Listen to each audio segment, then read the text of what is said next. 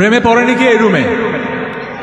তুমি আর তো কারণ নও, শুধু আমার। অবশেষে দ্বিতীয় বিয়ে করলেন বর্তমান জনপ্রিয় নায়ক এবং গায়ক তাহসান খান। তাহসান বিয়ে করবে, তাও আবার নতুন বছরের শুরুতে, এমন কোনো আভাস পাওয়া না গেলেও তার পোস্টকৃত ছবি দ্বারা এটা প্রকাশ পায়। কাকে বিয়ে করলেন তাহসান? তাহসান বিয়ে করেছেন রোজা আহমেদকে। এই রোজা আহমেদ একজন উদ্যোক্তা এবং মেয়ে দেখতে মাশাআল্লাহ অনেক সুন্দরী, রূপবতী, মায়াবতী এবং দায়িত্ববতী। এক কথায় বলতে গেলে সর্বগুণে সম্পূর্ণা। বর্তমানে হাজারো ব্যর্থ প্রেমিকের অনুপ্রেরণায় ভাসছেন তাহসান খান। তার সাথে এমনও গুঞ্জন শোনা যাচ্ছে তাহসান বিয়ে করেছেন অন্য আরেকজনের প্রেমিকাকে। সেই ছবিগুলো রীতিমতো সোশ্যাল মিডিয়ায় ছড়িয়ে পড়েছেন।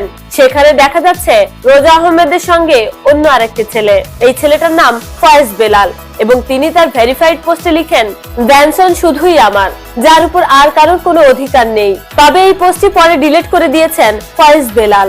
তাহসান দীর্ঘদিন একা থাকার পরেই বিয়ের পিঁড়িতে বসেছেন। রোজা আহমেদকে ছবিতে দেখা যায় বেনারসি শাড়িতে ও সোনালী পাঞ্জাবি গায়ে তাহসান খানকে দেখা যায়।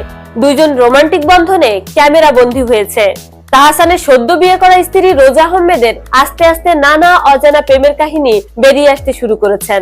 রোজা আহমেদ তাহসানের আগে পূর্বে আরেকজন ছেলের সঙ্গে 9 বছর রিলেশনে থাকার কথা উল্লেখ পাওয়া যায় এবং ছবিগুলোতেও গভীর ভালোবাসার ছোঁয়ায় ক্যামেরা বন্দী ছবি ভাইরাল হয়। এই ছবিগুলো দুজনের একান্ত সময় কাটানোর দৃশ্য তা প্রমাণিত। তবে কি নায়ক তাহসানের জন্যই তাদের দীর্ঘ 9 বছরের রিলেশনের ইতি ঘটে? তাহলে দিন শেষে কে সার্থক? প্রেমের রূপকার নয়, বরং ভিতরে অনেক গভীর ক্ষত নিয়ে উপরে ভালো সাজার ভান। তবে দিন শেষে একজনের সুখী নিশ্চিত থাকে। আপনাদের কি মনে হয়, তাহসান কি এখন ঠকেছে নাকি আগেই ঠকে গিয়েছে? তবে তাহসানের ভক্তরা তার বিয়েতে খুবই খুশি হয়েছেন।